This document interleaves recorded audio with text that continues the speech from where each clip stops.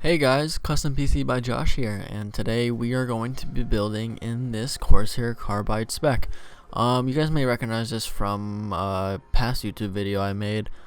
This is actually my brother's old PC case. I bought it off of him for $40, and it came with 4 fans inside. And I also got this power supply, Corsair Vengeance 650M, for 60 $60 I believe I bought it off of this guy for, and we're going to be putting a whole system in it. I got this motherboard, processor, and RAM combo off this guy for around $360. He also included a Corsair water cooler. I think it's a part of the Hydro series. It's the H100i.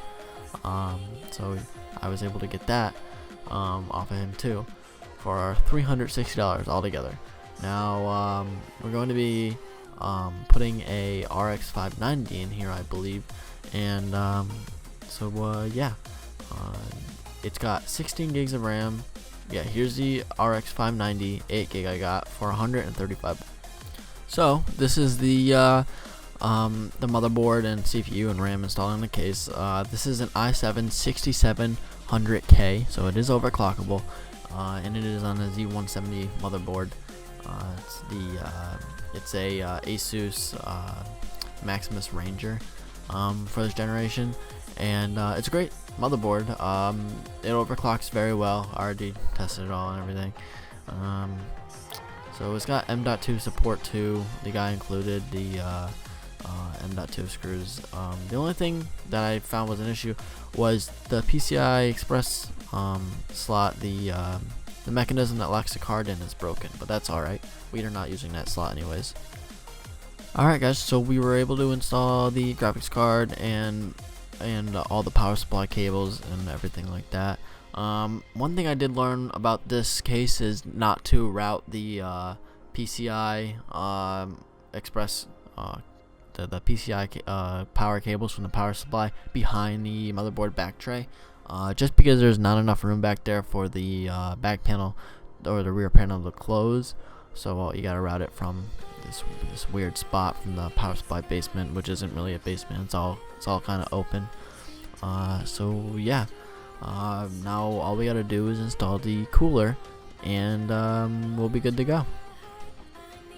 Alright guys, so we have the cooler installed and plugged in, and as you can see, I mounted the fans above the radiator just because it was easier for installation and all that sort of stuff. It's also easier to blow out if you're cleaning it with an air compressor or a compressed air can or whatever. It's easier to clean that way. As you can see, the 16 gigs of RAM that I got, it barely fits the clearance of the radiator. I was really surprised about that, but there is still a little bit of wiggle room for them, so it's not completely pressing up against it. So yeah, that's about it. Okay guys, so here is one of the hard drives that I put into the system. I bought a lot of hard drives for around $45, valuing all 13 of the hard drives around $4 to $5 each. Most of them are 2.5 inch, some of them are 3.5 inch. I just decided to use a 2.5 inch because I could put the cables in the or the excess cables I wasn't using in the hard drive cages for the 3.5, and I can put the 2.5s in the back with the SSD. The SSD, by the way, is a PNY 120 gigabyte. I managed to sell the system before I finished the video, so that's why I'm not showing you the SSDs, because I never got a video of it. But that's about it, guys. I threw some pictures up there for you guys to see the final build and everything. So hope you guys enjoyed this video. Thanks for watching.